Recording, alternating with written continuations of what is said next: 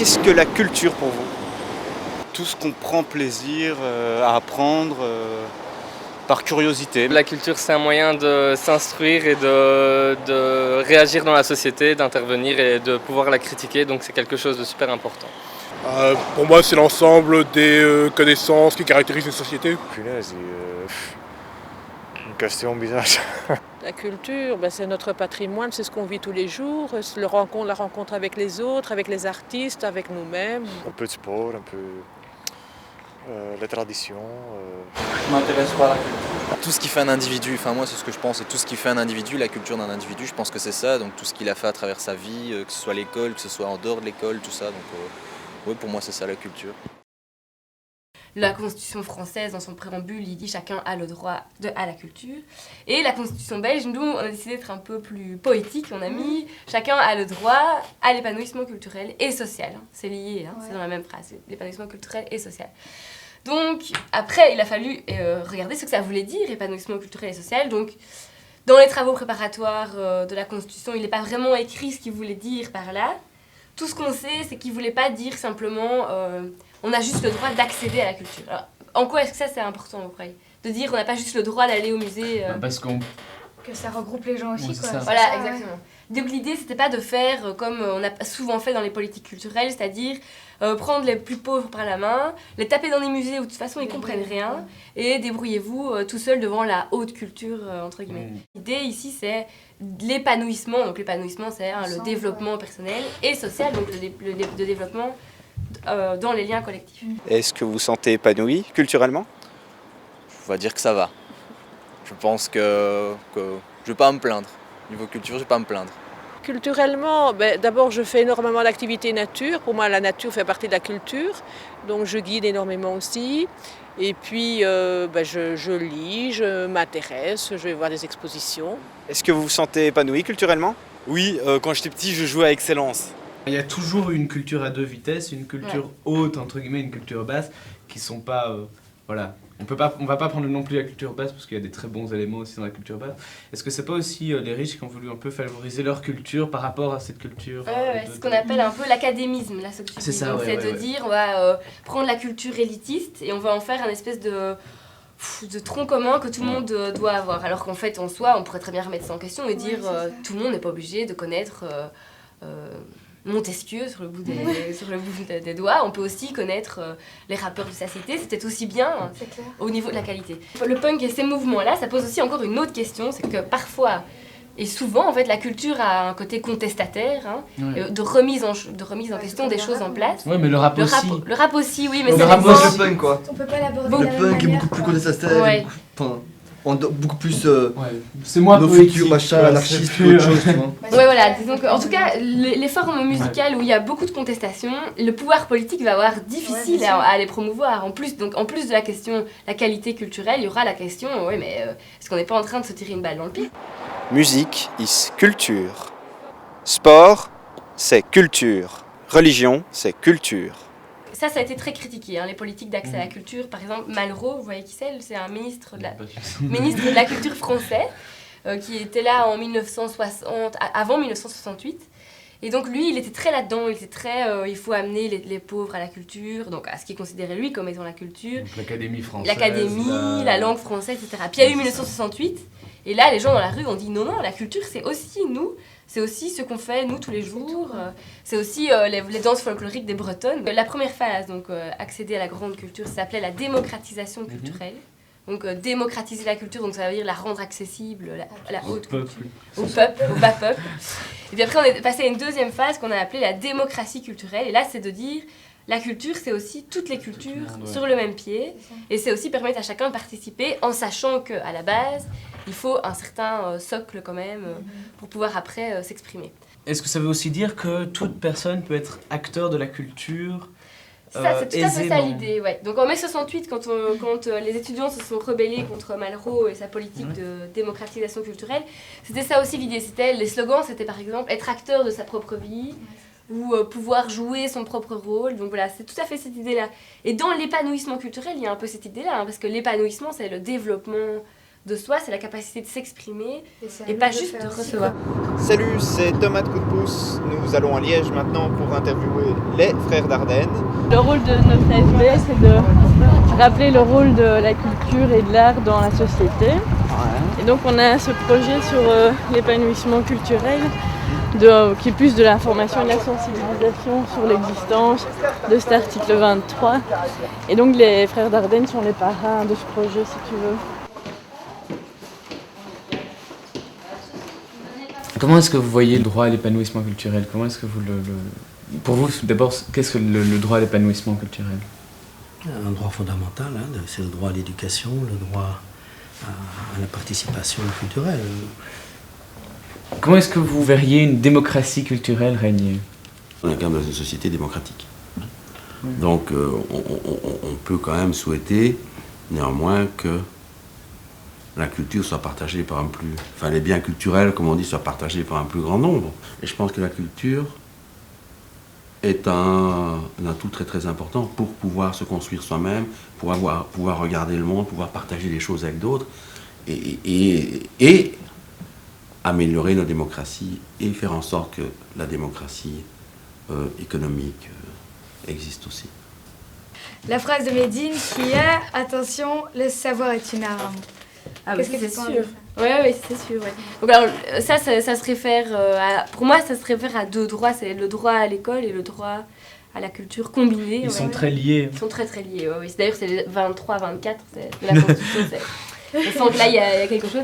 Et oui, effectivement, le savoir est une arme parce que, à partir du moment, comme je vous ai expliqué tout à l'heure, qu'à partir du moment où on a un bagage culturel, un bagage scolaire, on est 4 fois mieux armé dans la vie pour faire face à la recherche d'un emploi, pour pouvoir frimer avec ses collègues. Mais c'est important, frimer avec ses collègues, dire on connaît tel film, etc. Et donc là, il y a des inégalités qui se creusent tous les jours parce que les gens n'ont pas le savoir qui les arme, quoi. Ouais, c'est sûr. Ouais. Comment faites-vous pour être épanoui culturellement? Oula, je regarde beaucoup la télé, les émissions sur le théâtre et la musique. Je vais de temps en temps dans des festivals et j'écoute pas mal de musique je découvre pas mal de niveau musical sur internet. Est-ce que vous sentez épanoui culturellement, vous-même? Oui, tout à fait, ouais. Oui, je consomme, je suis un consommateur culturel, quoi. La culture de masse, ça a été, c'est une appellation qui vient sans vouloir faire ma ligne, de l'école de Francfort. Et ça, ce sont des philosophes allemands qui ont réfléchi sur la culture de masse. Ouais. Qu'est-ce que c'est la culture de masse? C'est une culture relativement uniformisée, standardisée, comme ça, commercialisée, oui, à laquelle le plus grand nombre de personnes peuvent se référer. Les productions culturelles de masse inondent tout le monde et je pense qu'il n'y a pas des gens qui sont plus ou moins à l'abri que d'autres. Voilà, c'est comment on peut, face à cette production culturelle de masse... Vous pensez qu'elle est saine, cette production culturelle? De masse? Ouais.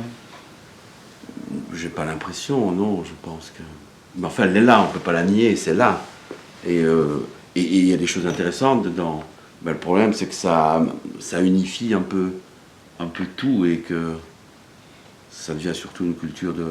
Enfin, culture de consommation. Culture de consommation, oui, qui ne laisse pas beaucoup de place, qui ne vous laisse pas beaucoup de place à vous pour vivre, pour exister, vous voyez, pour être imprégné par, et puis qui vous donne à du grain à moudre, comme on dit.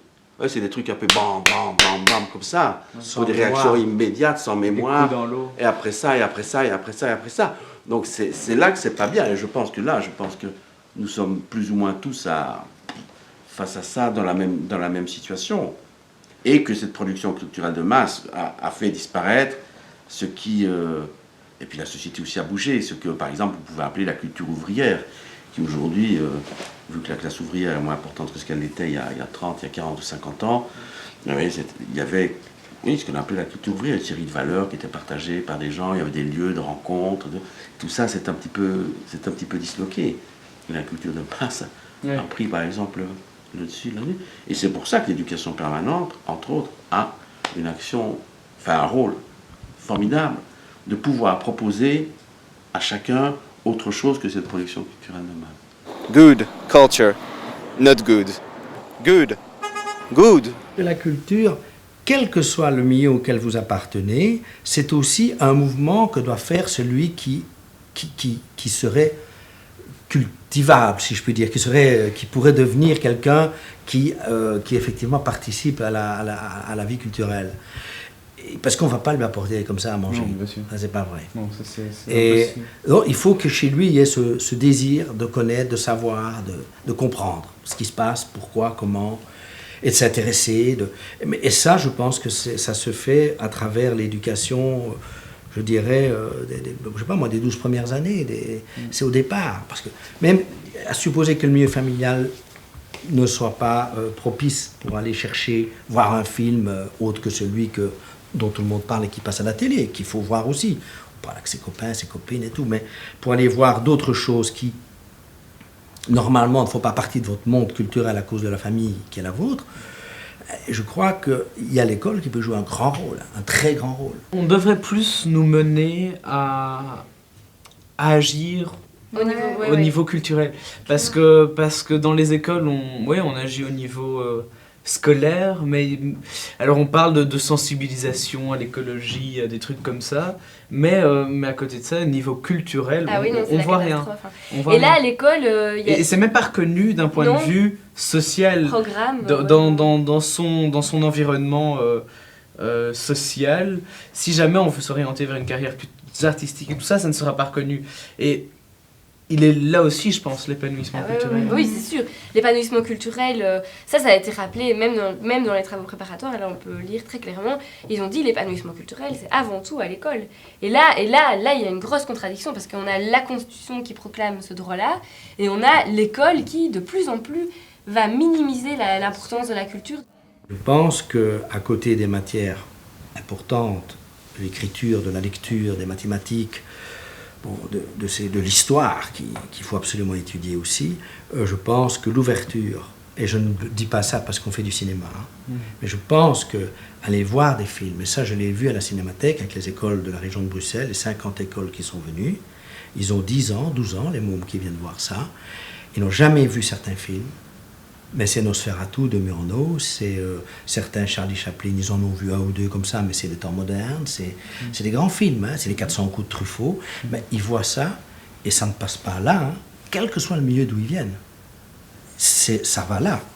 Vous voulez dire que... Ça les intéresse, ils parlent, même les instituteurs sont dépassés, parce qu'ils n'avaient pas vu non plus, souvent, même sur leur montre avant, et il y a vraiment quelque chose qui se passe. Le cinéma, à travers des films comme ceux que je viens de citer, sont vraiment un accès à la culture, à l'humanité, à la sensibilité artistique aussi, parce que ça fait partie de la culture, et drôlement, parce qu'on devient un individu en sachant apprécier les choses, et pas seulement en écoutant. Ça aussi, ça fait partie de la culture, les musiques qui nous passent comme ça, la pub et tout. Je ne vais pas nier le monde non plus, c'est pas ça, mais d'avoir à un moment donné un film et vous vous dites, comme nous on a eu aussi dans notre jeunesse, vous dites ça je ne savais pas, que j'aurais jamais vu, je ne savais pas que ça existait. Et ça restera toute votre vie. Il faut que le monde culturel aussi lui-même prenne conscience du droit à l'épanouissement culturel, parce que je crois que c'est pas dit dans tout le monde culturel, c'est pas très clair que tout le monde doit avoir accès à la culture, même dans le monde culturel subventionné. C'est quand même logique, enfin je sais pas. Mais disons qu'il y en a beaucoup qui vont dire, oui mais vous êtes payé par l'État, vous devez assumer une mission de service public, et votre mission de service public, c'est que tout le monde puisse accéder à la culture. Oui, pourquoi ils font pas des invitations dans les écoles, ils donnent parce que ça se développe. Ils proposent des projets, etc. aux écoles, parce que moi en école primaire, j'ai jamais eu un seul projet culturel à côté.